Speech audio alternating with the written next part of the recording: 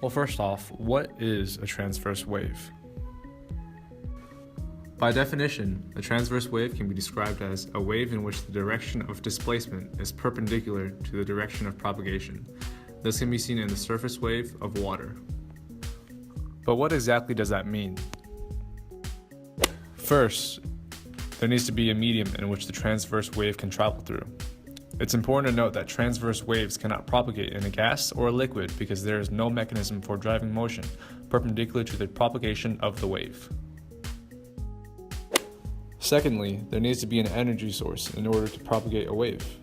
In this case, Bethany is swinging the rope back and forth.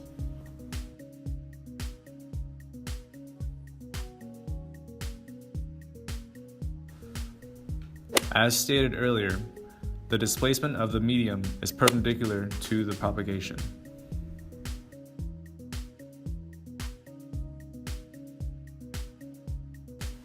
But now onto the parts of a transverse wave.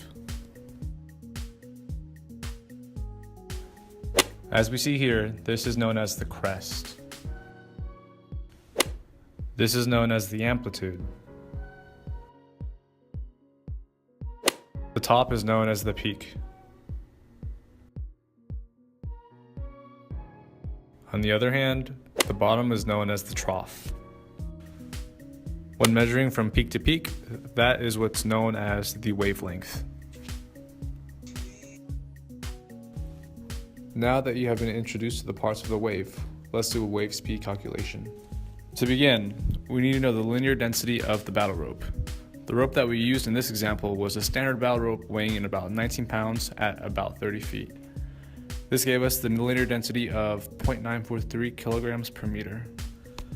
Now that we know the linear density, we can calculate the velocity of the wave using the equation velocity equals the square root of tension over linear density. Knowing that the tension is 50 newtons and the linear density is 0.943 kilograms per meter, we calculate the velocity at 7.28 meters per second. The time taken for the wave to travel 5.33 feet can be calculated as the change in time equals distance over velocity. With values of 1.63 meters and 7.28 meters per second, the time needed for the wave to travel 5.33 feet is 0.224 seconds.